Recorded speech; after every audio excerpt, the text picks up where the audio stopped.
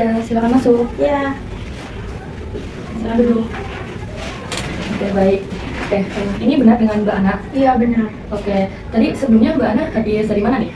Tadi aku habis dari kosan aja sih, terus langsung ke sini gitu. Oke, oh berarti habis dari kosan nggak ada kuliah lagi Mbak? Enggak, tapi habis ini tuh aku ada agenda lagi sih. Habis ini terus kayaknya mau ketemu teman gitu. Oh, oke, baik. Nah, oke, sebelumnya saya ucapkan terima kasih ya Mbak karena Mbak sudah mau datang ke ruang konseling ini. Ya, karena berdasarkan yang kemarin Mbak sudah isi ya di lembar info konser bahwa Mbak setuju untuk melaksanakan sesi konseling ini bersama saya, dan juga di mana Mbak sudah menyetujui berbagai persyaratan yang ada begitu. Dan oh ya, sebelum itu kita berbincang-bincang terlebih dahulu nih Mbak. Tadi kesibukan Mbak Ana akhir-akhir ini apa nih? Kesibukan aku akhir-akhir ini seperti biasa ya, semester 5 ada beberapa tugas yang harus aku selesaikan. Terus juga baru beberapa hari ini tuh lagi mempersiapkan berkas buat pengajuan KKN sih. Oh, berarti Mbak Ana semester 5 ya? Oh, KKN. Oke, nah itu persiapannya mendadak nggak Mbak atau gimana nih? Jujur itu agak mendadak ya, karena tuh baru benar-benar kemarin disosialisasiin sama dosen, dan itu harus kita tinggal berapa ya waktunya tuh sekitar 5 hari untuk ngurus berkas-berkas perizinan segala macam. Jadi jujur agak bingung ya, ditambah juga kadang sedikit overthinking karena kan kita belum ada pandangan tuh nanti kakak itu mau gimana, mau kemana. Terus juga kadang kan ada beberapa misal lihat di video TikTok tuh tempat KKN, terus teman-teman tuh masih juga mempengaruhi ini kan, maksudnya kinerja kita di dalam proker waktu KKN gitu sih mungkin. Oh, oke, baik. Berarti kemarin tuh habis sosialisasi dari Prodi Mbak gitu. Berarti sebelumnya berarti Mbak dari Prodi PLN PNF ya kalau nggak salah? Iya, betul. Oke, baik. Mbak terkait dengan sesi konseling. Oh ya, sebelumnya berarti belum pernah mengikuti sesi konseling ya? Iya, belum pernah. Oke, baik. Di sini saya ingin menjelaskan terkait dengan sesi konseling, yaitu pemberian bantuan dari konselor kepada konseling kepada Mbak untuk membantu permasalahan yang sedang Mbak alami. Tetapi di sini saya sebagai fasilitator, di mana nanti keputusan akhir tetap di tangan Mbak begitu. Apakah dapat dipahami Mbak? Oke, baik. Nah, sebelum itu juga kita sepakati waktunya terlebih dahulu nih Mbak. Kalau dari Mbak Ana, abis ini tadi ada acara ya? Iya. Dari Mbak Ana mungkin ada saran waktu berapa menit kita akan melaksanakan sesi konseling? Kalau misal 30 menit aja gimana? 30 menit? Iya. Oke, boleh. Baik Mbak, kita usahakan gunakan waktu 30 menit itu secara efektif begitu. Iya. Oke, nah sebelum itu juga saya izin menjelaskan terkait dengan sesi konseling ini, di mana nantinya Mbak Ana itu dapat menceritakan apapun yang sedang Mbak Ana rasakan tanpa ragu-ragu, tanpa sungkan gitu, dan pastinya akan terjaga kerahasiaannya, tidak akan keluar dari forum ini gitu. Nah, berarti di sini juga Mbak Ana datang secara sukarela apa ada paksa nih? Jujur aku suka relasi. Baik, sepertinya kita langsung saja. Oke, dari Mbak Ana kemarin di lembar info konsen itu mengisi bahwa hal yang sedang dialami Mbak Ana terkait manajemen waktu ya Mbak? Iya, betul. Oke, nah mungkin dapat diceritakan lebih lanjut Mbak terkait manajemen waktu yang bagaimana nih? Ya, jadi kalau misal dari pribadi aku tuh, karena aku semester 5 ya sekarang ini, jujur pembagian waktunya agak sulit karena aku juga dibarengi dengan ikut organisasi, juga kemarin sempat ikut tiga kepanitiaan yang berada di satu bulan yang sama, terus juga ada ikut komunitas juga. Jadi jujur agak bingung ya cara pembagian waktunya gimana. Kadang ya memang gimana ya, harus ada beberapa hal tuh yang aku kesampingkan gitu sih. Jadi mungkin efeknya di beberapa poin, di beberapa hal itu jadinya aku melaksanakan job itu kayak kurang maksimal gitu. Karena memang keterbatasan waktu juga ya gitu. Oke, baik. Nah, di sini berarti Mbak Ana mengikuti beberapa organisasi kepanitiaan gitu ya. Oke, bisa mungkin dijelaskan lebih spesifik Mbak, itu hal tersebut mengaruh kepada hal apa saja di kehidupan Mbak Ana mungkin? Kalau mempengaruhi pastinya banyak ya. Pastinya pertama kesehatan, karena jujur agak sering begadang ya, apalagi juga kepanitiaan kadang tuh pulangnya malam jam 12, jam 1 gitu.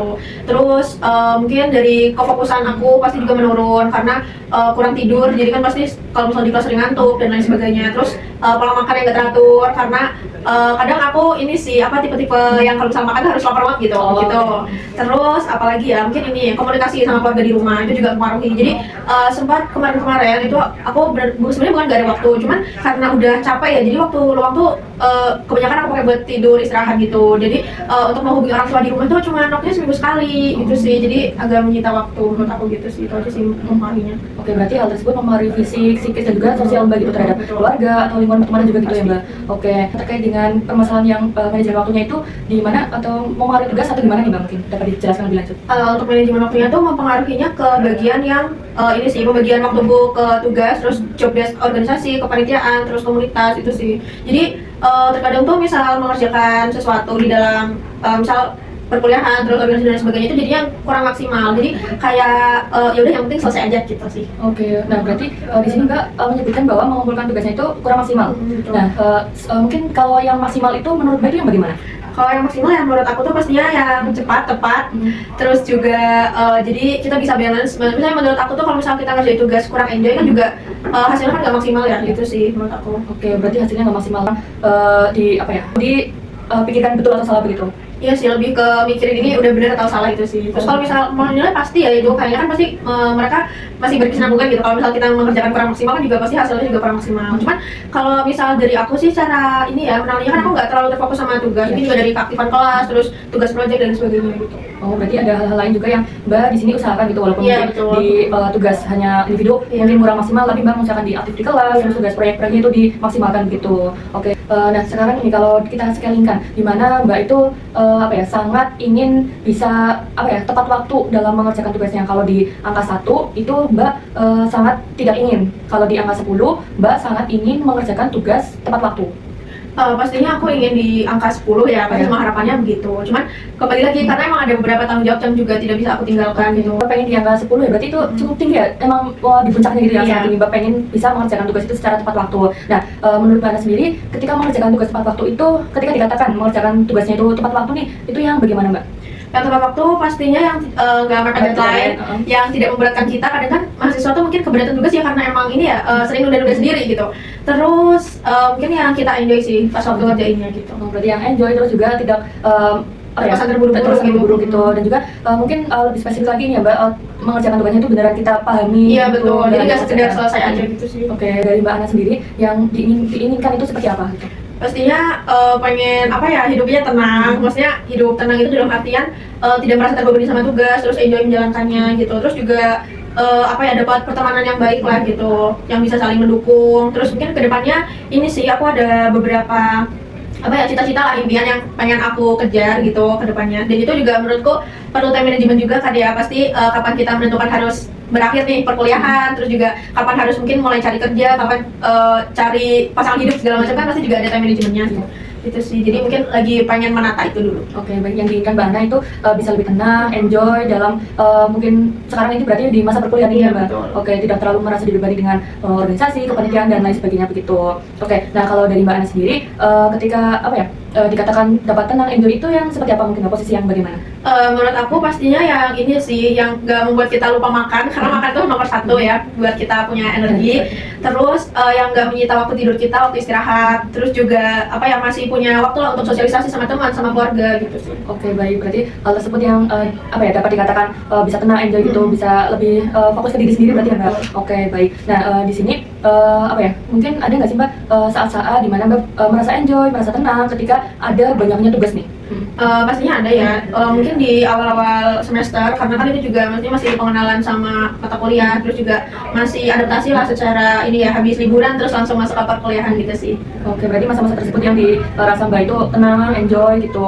Dari Mbak Ana sendiri ketika memberikan self reward pada diri Mbak itu, menurut Mbak sudah kayak sebanding belum sih dengan ketika sudah mengerjakan tugas tepat waktu dengan adanya self reward tersebut, itu menurut Mbak sudah ya sebanding gitu apa belum? Menurut aku udah ya, karena maksudnya kalau misal kita dalam anak kuliah ya paling cuman beli baju, beli sepatu gitu kan. Menurutku udah lebih dari cukup sih untuk menghilangkan capek dari tugas. Oke, baik, organisasi dan sebagainya begitu. Oke, baik Mbak, mungkin karena kita tadi sudah membahas terkait dengan tujuan yang Mbak inginkan, ternyata Mbak pengen lebih tenang, enjoy dalam mengerjakan tugas kuliah, menunjukkan kurang lebih 30 menit ya Mbak, kita sudah berbincang. Nah, nanti ketika sesi berikutnya, nanti kita akan adakan sesi kedua, di mana nanti kita akan merancang solusi dan juga melakukan evaluasi terhadap progres Mbak Ana begitu. Nantinya Mbak Ana dapat membuat saya akan memberikan lembar self management di mana Mbak Ana dapat menuliskan apa yang sedang dirasakan dan juga mungkin berakibat pada apa gitu dituliskan. Nanti kita dapat membicarakan hal tersebut di ini pertemuan selanjutnya begitu Mbak. Oke, baik, apakah sebelumnya ada yang ingin ditanyakan Mbak? Cukup deh. Oke, baik Mbak Ana, karena sudah menunjukkan ya tadi 30 menit juga, saya ucapkan terima kasih kembali karena Mbak Ana sudah bersedia untuk melakukan sesi konseling pada hari ini. Oke, kita ketemu kembali ya Mbak Ana. Kemarin kita sudah ke pertemuan sebelumnya gitu, kita sudah membahas permasalahan yang sedang dihadapi oleh Mbak Ana begitu.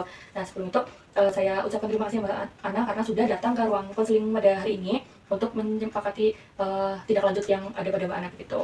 Nah, oke, baik, mungkin sekarang dapat diceritakan Mbak dari pertemuan kemarin apa yang sudah Mbak lakukan gitu? Yang udah aku lakukan pastinya aku lebih aware ya ke concern ke kesehatan aku juga terutama. Terus untuk manajemen waktunya karena kan ini juga udah mau demis ya nanti di akhir bulan, itu juga aku merasa lebih enjoy sih, maksudnya buat mengerjakan tugas-tugas yang ada. Terus ditambah kan pasti penyemangat karena udah mau liburan ya, mau pulang kampung, itu juga menurutku jadi ngerasa lebih seneng gitu menjalani hari-hari karena kan hampir mendekati liburan gitu sih. Oke, baik. Nah, oke, berarti dari Mbak Ana sendiri berarti udah ada perasaan lebih enjoy gitu ya. Oke. Nah sekarang nih Mbak, kita di sini akan lebih membahas pada solusi-solusi yang mungkin akan akan Mbak Ana terapkan kepada permasalahan Mbak Ana gitu loh. Nah, mungkin menurut Mbak Ana sendiri, ketika Mbak itu bisa 10% itu lebih bisa memanajemen waktu, yang Mbak Ana rasakan itu seperti apa? Yang aku rasakan pastinya aku lebih ini ya, lebih tenang, lebih senang juga karena kan nggak melakukan apa tuh nggak terkesan terburu-buru gitu. Jadi juga lebih teliti kalau misal menjalankan tugas gitu sih. Oke, nah, lebih tenang, lebih teliti begitu. Nah, mungkin bisa di ini lagi Mbak, apa ya, spesifik lagi mungkin yang Mbak bisa berubah mungkin dari fisik Mbak atau psikis Mbak itu lebih gimana itu? Nah, jadi kalau misal mungkin dari segi keseharian aku ya yang berubah pasti pola tidur, jam tidur itu lebih apa ya, sewajarnya manusia 8 jam sehari ya, mungkin nggak 8 jam sih ya, mungkin sekitar 5 jam sehari. Terus juga bangun pagi itu rasanya lebih fresh. Oke, baik Mbak Ana. Mungkin langkah kecil apa sih Mbak yang akan Mbak Ana coba dalam minggu ini gitu? Minggu ini sih aku pengen coba ini sih, mungkin lebih kembali lagi ke apa ya, dulu tuh waktu awal-awal tuh aku sempat membiasakan gitu ya untuk menulis to do list, maksudnya hal-hal apa aja yang aku mau lakukan di hari itu atau mungkin kegiatan di seminggu ke depan gitu udah aku masukin ke kalender di handphone. Berarti apa ya, dari mana itu beberapa kali pernah melakukan membuat to-do list ternyata Iya, ya? betul. Oke, nah dengan membuat to-do list itu apakah Mbak merasa realistis dan juga memang bisa diterapkan dengan mudah gitu Mbak? Iya, itu sangat mempengaruhi ya, karena dulu kan waktu masih ibarat kata zaman-zaman rajin lah, masih to-do list segala macam, itu sebenarnya aku sangat terbantu terkait pembagian tugas, terus juga apa yang harus aku lakukan terdekat yang paling urgent itu apa gitu. Cuman karena saking banyaknya yang ini ya hal-hal yang harus aku kerjakan, jadi semuanya terkesan penting. Jadi aku kayak nggak sempat untuk to-do list lagi gitu loh. Jadi ya udah apa yang ada di depan mata udah kerjain aja. Mungkin itu ya salah satu jadi faktor aku beberapa hal ada yang kadang juga kelupaan gitu kalau misalnya ada tugas di minggu ini segala macam gitu. Oh, oke. Berarti Mbak merasa dengan membuat to-do list ini bisa diterapkan, tetapi beberapa masih bisa apa ya, tetap keteteran gitu ya Iya, Mbak? betul. Oke, oh, oke baik. Oke Mbak Ana, saya mengerti apa yang sedang Mbak Ana rasakan itu, dan tadi saya apresiasi bahwa Mbak Ana itu ternyata hal yang kecil yang sudah dilakukan itu pernah melakukan membuat to-do list, dan itu cukup bisa mempengaruhi manajemen waktu Mbak begitu. Oke. Nah sekarang mungkin Mbak, apakah Mbak dapat menemukan hal baru, hal kecil yang sangat mungkin usaha kecil yang bisa Mbak terapkan lebih lanjut untuk lebih bisa memanajemen waktu tersebut, misal dengan hal-hal yang Mbak sukai mungkin, dengan apa mungkin Mbak?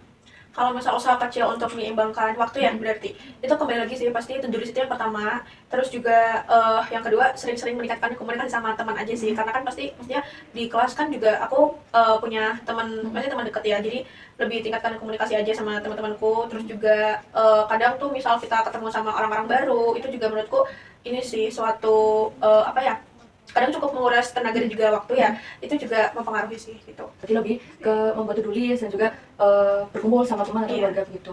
Kekuatan dalam diri Mbak Ana yang membuat Mbak itu bisa bertahan sampai sekarang. Untuk kekuatan dalam diri aku sih pastinya ada ya. Jujur kalau misalnya dari aku sendiri, aku merasa kekuatan terbesar itu pasti dari dukungan dari keluarga.